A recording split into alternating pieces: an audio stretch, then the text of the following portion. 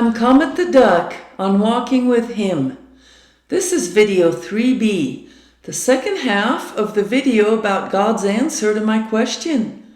Yes, He answered. But in video 3A, I don't even know that God is there. I just notice strange things happening and I have no idea what's going on. At the end of that video, I make an offer on a house, not because of logic, but because of ducks and a promise.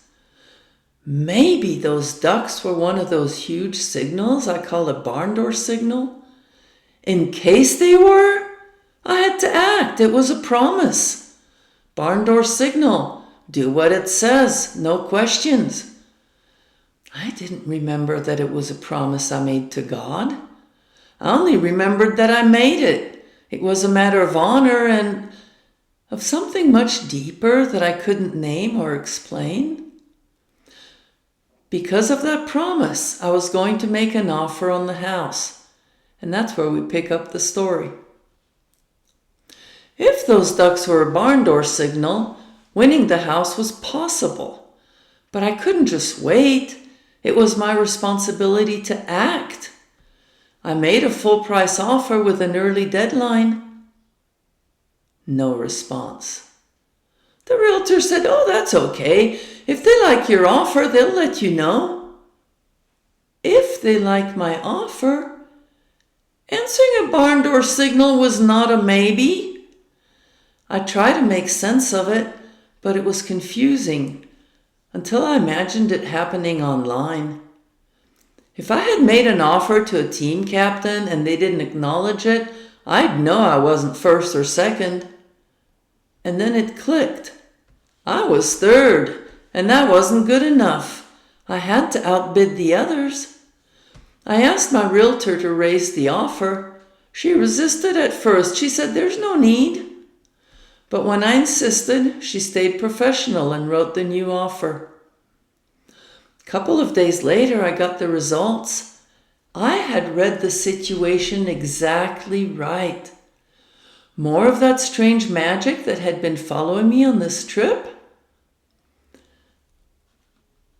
The first offer? Indeed, I was in third place. The new offer? The second one I made? It was a tie with the highest one. A tie? So why did they pick me? Even more of that magic? For an instant, I celebrated my victory. I won. Then reality came crashing down. I came here on vacation for a few days of rest. I followed an odd quest to find out whether I wanted to retire in this town, even though I didn't want to retire. And now I was under contract to buy a house? My stomach dropped. I had chosen to ignore the second question, the one about retirement. But today I chose to be honest with myself. I didn't need to decide about retirement. The decision was already made. Purchasing the house had forced the issue. I'd have to sell my other house and then move halfway across the country. I had to retire. And then something in me cracked, or it had cracked the other day under all that pressure and now it's separated. I didn't just feel conflicted. Suddenly I felt divided. Half of me attacked loudly. "No, pull out of the contract. You can't commit when you haven't even decided about retirement. Tell the realtor you don't want the house." The other half, quiet, whispered, "Feel it. This decision about the house is solid. Your conscience says it's right. That means it is okay to retire." Two halves of me, at war with each other. No, I don't know what those two halves were, but they were fighting, and I couldn't get them to stop. The two voices inside of me battled constantly, day and night. At work, I'd be convinced buying the house was a serious mistake. I'd make up my mind, as soon as I get home, I'm calling that realtor, I'm pulling out of the contract, and I'd believe that all day long. But the moment I got home, something would shift. That quiet sense telling me that the house felt right would grow just a little stronger. And for a few hours, I'd hold off on making the call. Then late evening would come, too late to reach anyone, and the panic would return. Why didn't I call? I can't go through with this. Every inspection, every document needing a signature, it all made things worse. As time passed, though, I began to notice something strange. The loud voice, the one pushing me to pull out, kept repeating the exact same line. You never took the time to figure out retirement. You can't buy a house until you do. But here's what didn't add up. There was time. Evenings, weekends, and not once did that voice say, "Hey, sit down with me, let's figure it out." That voice did not want to solve the problem.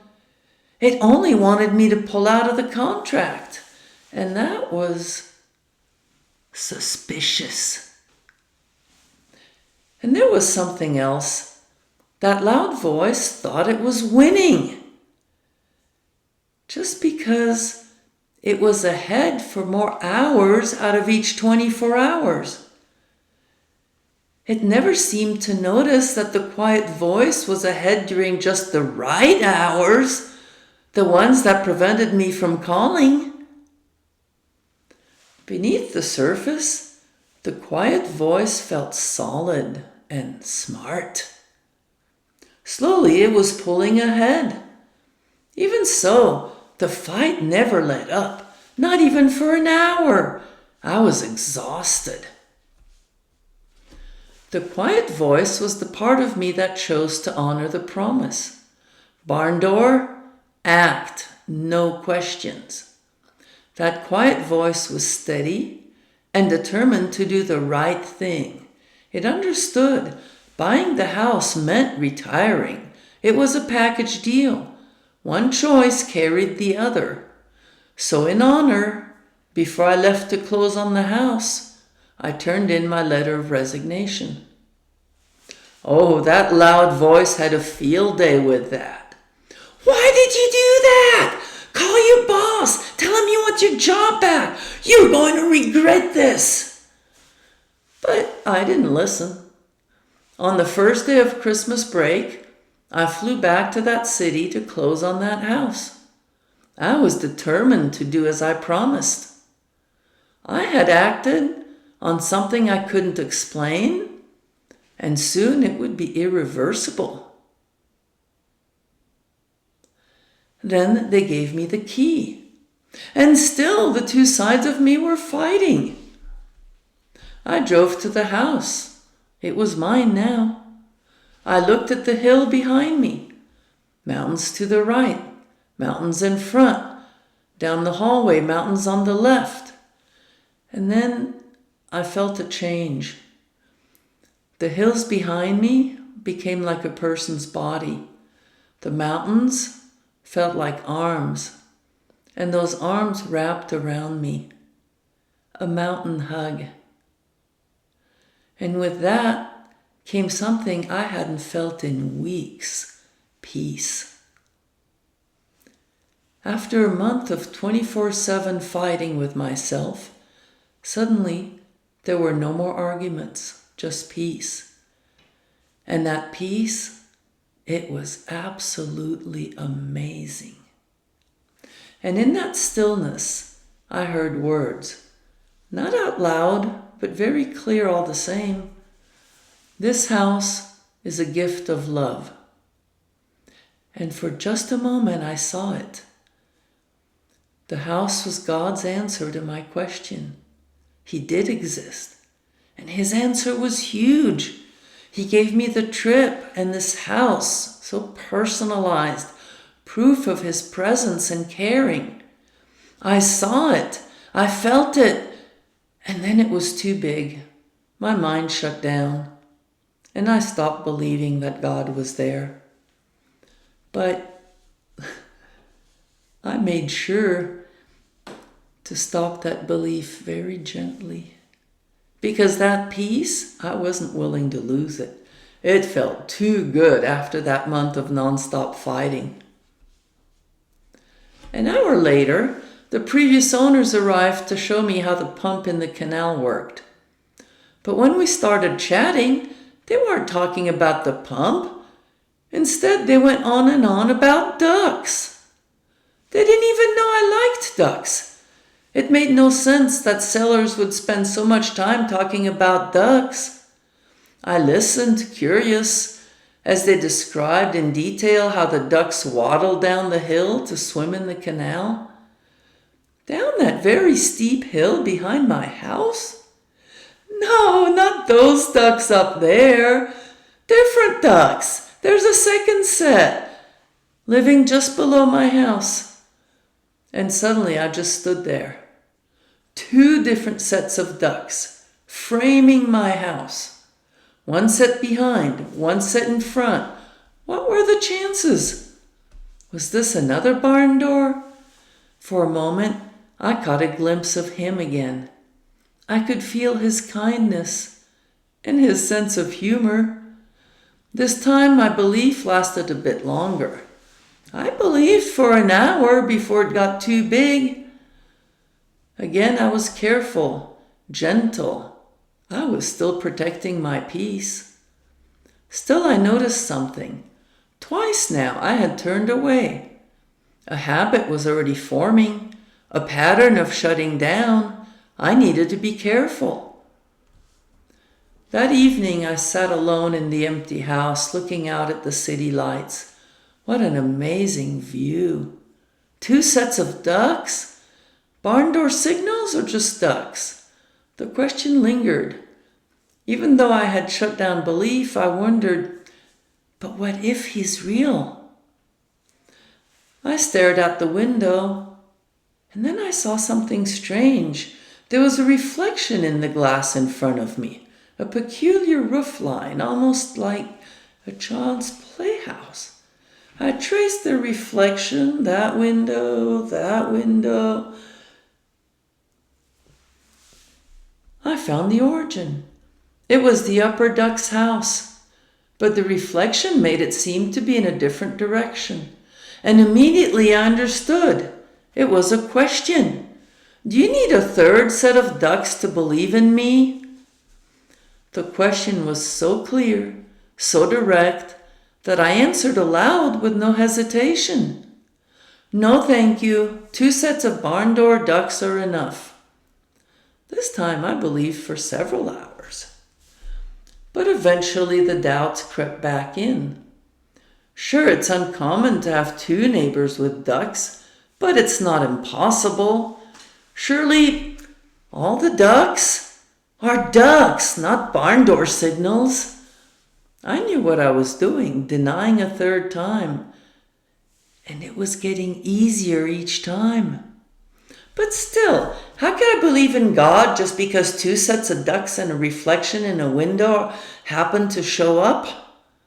Odd that I totally forgot about the magic of the original trip, all that had happened to bring me to this town, this amazing gift shaped like a house. I only thought about the ducks, and they were not enough to prove God's presence. A few days later, a new thought arrived. Soon I'll be moving here with my own ducks. I need to build them a shelter. The shelter's going to be divided, boys and girls. I'll need at least 2 doors. If I could find the doors now, I could store them in the garage and have them ready when I arrive. That would be a help. I started looking online. The kind of door I liked had glass in the upper half and something solid in the bottom. I started looking online. Over $500 each. No way. I decided to try Habitat for Humanity. Maybe I could find a decent door now and Maybe another one when I moved in. They wouldn't match, but it'd be cheaper, right? I got to Habitat, no luck, just damaged, overpriced doors. $175 for a worn out one with a too small window. And then just when I was going to give up, my eyes landed on something laying horizontal. A pair of doors, side by side. I looked closer. A matched pair. Exterior doors, half-windowed. Exactly what I'd been dreaming about, and in perfect condition. And the price? $25 each. That made no sense. I flagged down a pair of attendants and told them, hey, I want to buy those doors. They came over, glad to help me. They started chatting with each other. When have the doors arrived? Last night. When did we put them out? An hour ago. Really? I don't know, maybe less. There was a lot more back and forth than that. Their chatter just kept going and going. And suddenly I understood. With each word, it was like God was gently tapping me on the head. You weren't sure if the ducks I send were barn door signals? Okay, here's a door signal. It's made of doors. Do you get it now? I almost laughed aloud. I almost said, okay, I get it. You don't need to go this far overboard. Good thing I held it in. The attendants might have thought I was talking about their chatter. But of course I wasn't. I was talking to God. To be fair, I had been doing a lot of denying. Maybe overboard was exactly what I needed. Later that evening, I was talking to my online friend, the one who believes my barn door signals are real. And he pointed it out. These aren't just doors.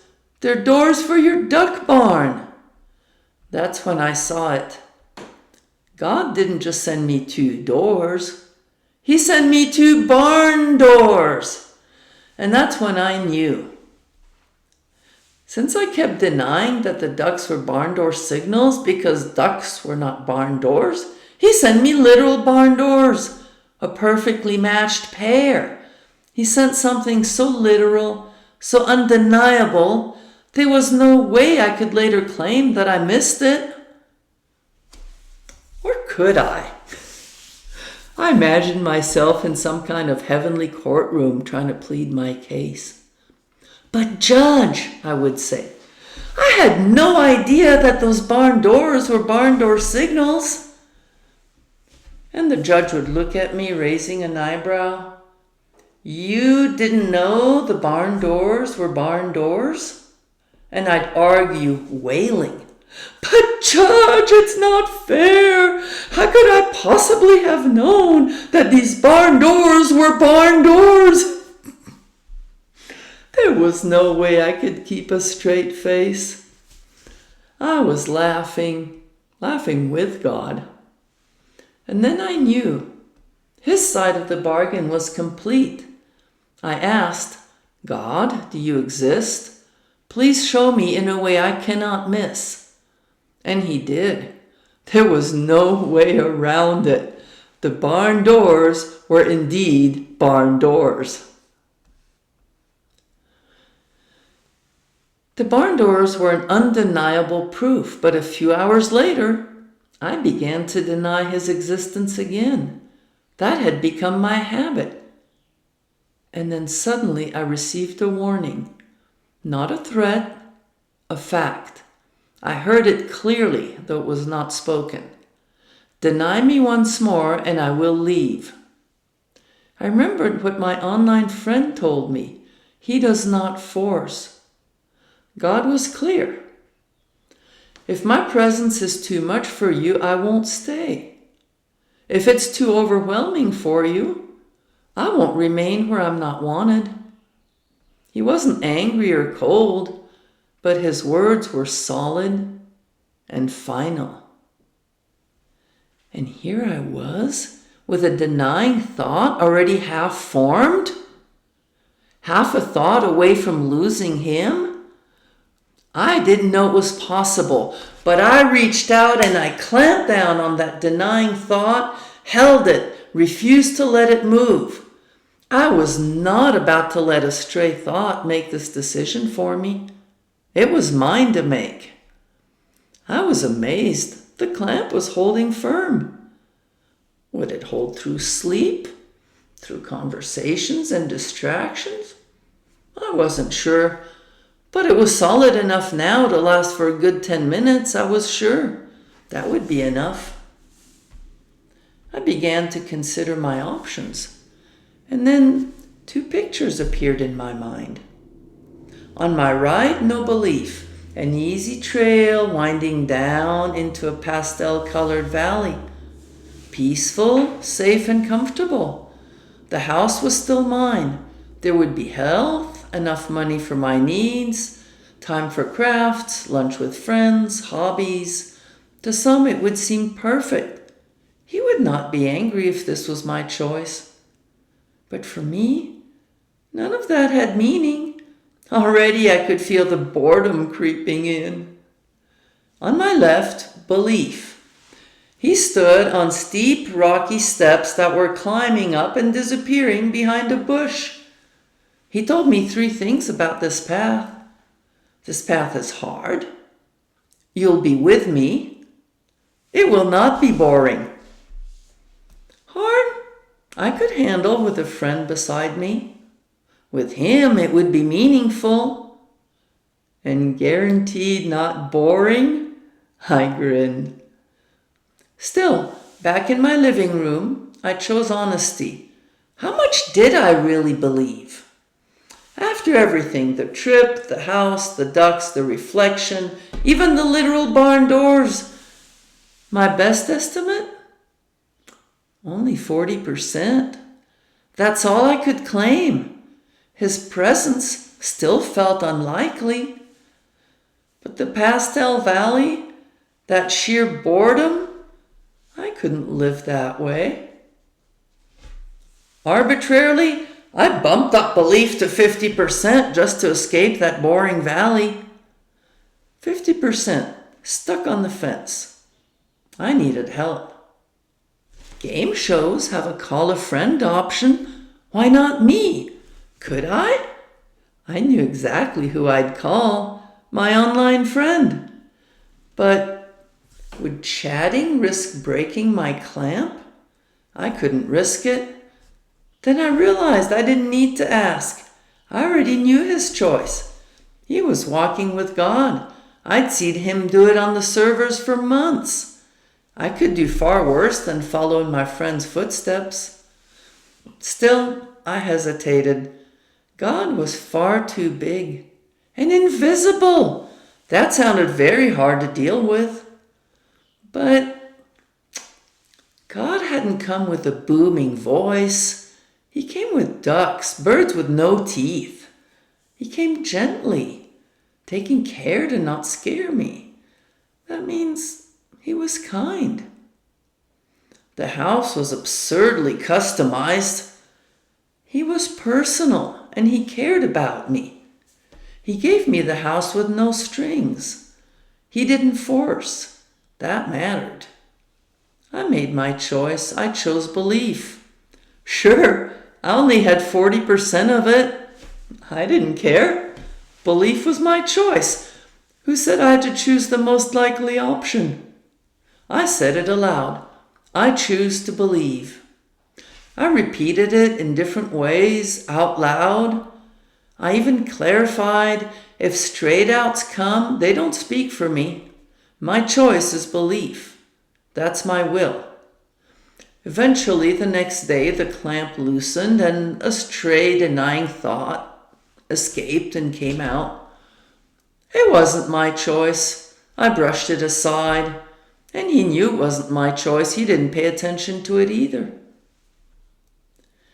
Listeners, thank you for walking with me through the main videos of the Finding Him series. Video 1, Losing Him.